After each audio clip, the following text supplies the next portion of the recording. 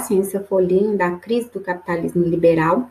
Eu entreguei para vocês no dia 16, e aí a gente vai dar uma repassada no conteúdo e vamos corrigir as questões que tem abaixo, ok? Então, como que se dá essa crise do capitalismo liberal?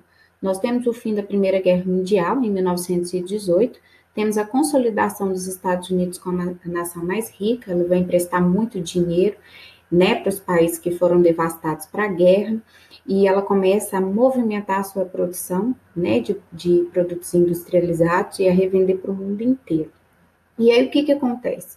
Ela começa também a investir na Bolsa de Valores, né? Então, ela está refletindo as ações que o mercado está ótimo, está bombando, vamos dizer assim. Então, ela está refletindo a prosperidade econômica. Então, houve uma exaltação muito grande dos valores nacionais, né? Foi um clima de euforia. Os problemas econômicos eles já não existiam mais nos Estados Unidos. Por quê? Porque, pós a Primeira Guerra, os Estados Unidos se destacou como uma economia mais pujante. Então, nós temos aí os norte-americanos elevados pela questão do consumo, né? Da especulação e da prosperidade fácil, e começam a investir desenfreadamente na bolsa de valores. Essa superprodução provocada, né, pelo consumo, a queda dos preços, porque depois os países europeus se restabeleceram, e toda a especulação acabou gerando uma série de crises, que é a que antecede em 1929. Ou seja, houve uma oscilação dos valores das ações. Teve um dia que ninguém comprou e teve um dia que ninguém vendeu. Esse dia foi chamado de Quinta-feira Negra, porque houve um pânico geral na Bolsa, desenfreados pela venda de títulos. Cerca de 3 milhões de ações foram negociadas a qualquer preço, ou seja, preço de banana, quase nada, né? E um único pregão. Então, muita gente que estava rica se viu na miséria. Muitos bancos faliram, empresas faliram, né? A bolsa quebrou literalmente, ou seja, ela não tinha como ressarcir. Pessoas se suicidaram, né? Se mataram, porque imagina você pegar um investimento de toda uma vida, colocar na bolsa na expectativa de ficar, né, com um juros maior daquele dinheiro, e aí você levanta um lindo, belo dia e aquele monte de papel que você tem não vale nada. Então, por volta de 1933, nos Estados Unidos, a gente tinha uma redução muito grande da produção, desemprego, rebaixamento dos salários, né? Então, a gente tem quase 14 milhões de desempregados. Esse número é o que reflete o Brasil hoje, tá, pessoal? Só fazendo um comparativo. As economias de alguns países europeus se mantinham graças ao crédito norte-americano. Quando este foi suspenso, enfrentaram um forte abalo. Houve fechamento de bancos, falências de empresas, desvalorização da moeda e desemprego. A gente chama esse efeito do crash de 29, ou crise de 29, de efeito dominó. Levou todo mundo para o buraco, ok? Então vamos lá corrigir as questões. O texto 1 fala assim: a Europa entrou em um estado de exceção, personificado por obscuras forças econômicas sem rosto ou localização física conhecida, que não prestam contas a ninguém e se espalham pelo globo por meio de milhões de transações diárias no cyberespaço. Texto 2: estamos imersos numa crise financeira como nunca tínhamos visto desde a Grande Depressão, iniciada em 1929. A comparação entre os significados da atual crise econômica e do crash de 29 oculta a principal diferença entre essas duas crises. Vamos lá. A opção A fala assim: a crash da Bolsa de 29 adveio do envolvimento dos Estados Unidos na Primeira Guerra Mundial e a atual crise é resultado dos gastos militares desse país nas guerras do Afeganistão e Iraque. Então, vamos pensar, pessoal, a crise de 29, ela é advento do envolvimento dos Estados Unidos na Primeira Guerra? Não. É o advento dos Estados Unidos ter emprestado dinheiro e se estava com uma produção muito grande de produtos industrializados, os países europeus param de comprar e aí ele fica com seu estoque cheio. Essa crise que ele fala, crise atual, é a crise de 2008, que foi a especulação imobiliária. Então, não tem nada a ver com gastos militares. Ele fala assim, AB, A crise de 29 ocorreu devido a um quadro de superprodução industrial nos Estados Unidos. Corretíssimo. E a atual crise resultou da especulação financeira e da expansão desmedida do crédito bancário. É uma boa opção. Vamos ver a C? A crise de 29 foi resultado da concorrência dos países europeus reconstruídos após a Primeira Guerra? Não. Não tem nada a ver. E a atual crise está associada à emergência dos BRICS? Muito pelo contrário. Os BRICS são os países que estão em pleno desenvolvimento. D. O crash da Bolsa de 29 resultou do excesso de produções ao setor produtivo estadunidense. É uma boa opção. E a atual crise tem origem na internacionalização das empresas? Não. A primeira parte estava certa, mas o segundo está errado. Porque é por conta da especulação mobiliária.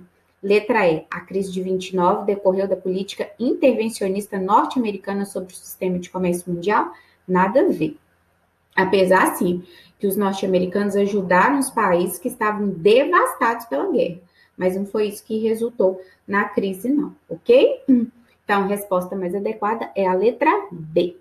Questão 2. A política do New Deal, que é um novo acordo econômico implementado nos Estados Unidos para salvar a economia, tinha como proposta, vamos lá, combate ao liberalismo através da contenção dos níveis de consumo? Não, se você quer estimular a economia, você tem que o quê? Estimular o consumo e não conter, ok? B. Estímulo à política de criação de empregos com grandes investimentos em infraestrutura. Corretíssimo. Porque pensa comigo, o governo ele tem que incentivar o quê? O pessoal a consumir, mas antes do pessoal consumir, ele tem que dar o quê? Emprego. Então, como que ele vai criar esses empregos? Ele vai transformar os Estados Unidos num grande canteiro de obras, né? Então, a construção civil vai bombar nesse período, fazendo com que muitas pessoas tivessem emprego voltado para a área civil, ok? Proibição de emissão monetária, não, você tem que ter dinheiro circulando. Retração da produção industrial, olha, não é uma retração, mas pelo menos um controle, ok? Mas eles não vão diminuir a produção, o que provocou o recrudescimento da economia, nada a ver. Igual eu falei, eles vão diminuir a produção, mas ela vai continuar, né, dando os passos pequenininhos para poder atender pelo menos a demanda interna. Redução acentuada dos gastos governamentais? Muito pelo contrário. É a época que o governo vai mais gastar quando está em crise, né? Por quê? Porque ele precisa criar mecanismos para poder a população, de uma maneira geral, não ter os seus empregos afetados, para não afetar a economia no sentido de compra, consumo, pagamento de impostos, ok? Questão 3. Aí tem um cartaz, né? Que mostra, né, o American Way of Life, o jeito americano de viver lá, uma família toda felizinha. Aqui tá um pouquinho lento o processo. E depois mostra a galera, né, toda, o povo todo na fila aí para receber um pão, né? Aí fala assim, na primeira imagem, né? O mais alto padrão de vida do mundo, que é o American Way of Life. Nada melhor que o modo de vida americano, aquele estilo bem descolado, né? E a fotografia embaixo mostra a galera esperando aí na filinha do pão. A fotografia acima que se insere no contexto do início dos anos de 1930 nos Estados Unidos da América.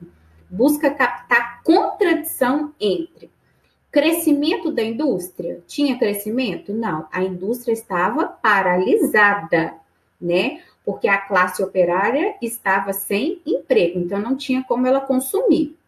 Os conflitos sociais entre as elites urbanas brancas e a maioria de trabalhadores rurais negros das classes populares não tem nada a ver uma coisa com a outra, né, gente?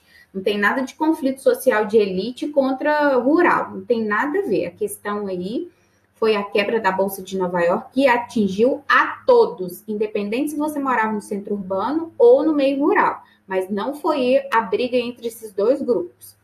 Letra C, ideologia do novo estilo de vida americano e a depressão econômica e o desemprego. Essa daí é que mais encaixa, né? No primeiro que mostra lá o American Way of Life, todo mundo bonitinho, simpático, feliz, consumindo, gastando. E o outro mostra o quê? O povo desempregado tendo que entrar na fila para ter um pão, ok? Letra D, a expansão do capitalismo liberal. Oi? A galera numa fila é a expansão do capitalismo? Crescimento de emprego? Nada a ver, muito pelo contrário, é desemprego. Letra E, retração do mercado de consumo e uma economia de pleno emprego. Vamos lá. Na imagem lá que o casal está todo feliz com as criancinhas dentro do carro, é uma imagem de retração de mercado de consumo? Nunca, muito pelo contrário, está todo mundo feliz, é porque está gastando, né? Você não fica feliz quando você gasta? Então, essa retração aí não é característica da primeira imagem. E a economia de um pleno emprego. Opa, tá na fila esperando o pão é pleno emprego? Não, muito pelo contrário, é desemprego. Observe a figura aí do super-homem, né? Todo bonitão. Qual que foi a intenção de criar o papel do super-homem, né?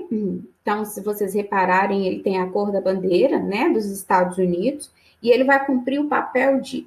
Ele quer estimular a conciliação entre americanos e nazistas? Não, porque não é esse o contexto de Segunda Guerra Mundial. Ele quer restabelecer os valores que orientam a formação dos Estados Unidos? Não, nós estamos saindo de uma crise econômica. Eu preciso estimular o ego do meu cidadão. Ele quer difundir o ideário da participação coletiva própria do capitalismo liberal? Não. Um personagem está focado para a população, não tem nada a ver com a economia. Ele quer produzir reflexão crítica a respeito do individualismo burguês. O ato do super-homem é uma reflexão crítica do individualismo burguês? É um pouco estranho, né? Aí a letra E, fortalecer a autoestima da sociedade abalada pela depressão econômica. Essa é a função principal do super-homem. Ou seja, você vai passar por isso tudo e no final você vai vencer, né? Por isso que ele fica com a mão para cima, né? Levantando a mão, porque qual que é a ideia? Né? De melhora, eu vou subir, eu vou melhorar. Então, a ideia da criação do personagem está relacionada à autoestima da sociedade, que estava baixa porque ela não estava consumindo, ela estava, né, em crise, desempregada, muitas pessoas se mataram nesse período, então a autoestima tinha que ser estimulada. A questão 5, o período entre as duas guerras mundiais, 1919 e 39, foi marcado por... Então, é o período que a gente chama entre guerras, né?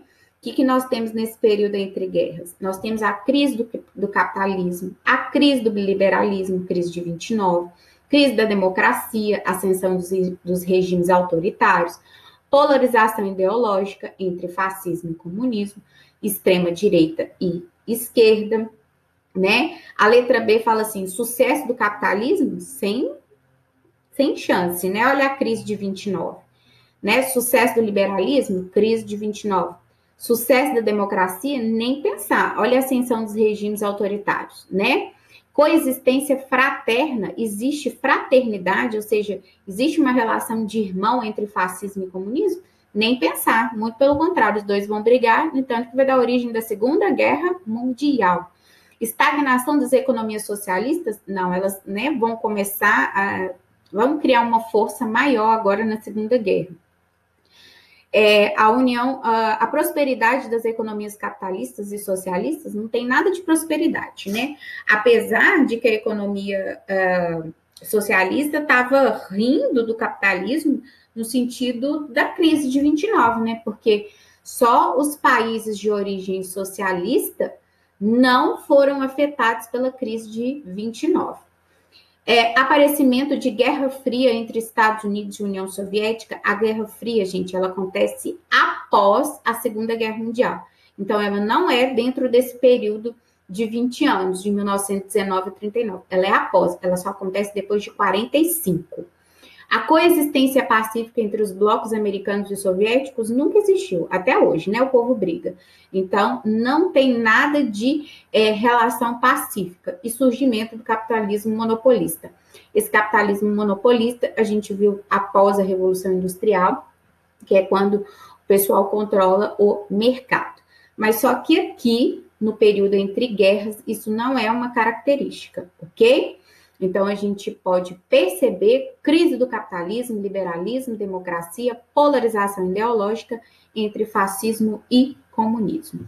Queridos, espero que vocês tenham pegado direitinho, tá bom? E a gente se vê na próxima aula. Um beijo. Videoaula, né? Um beijo.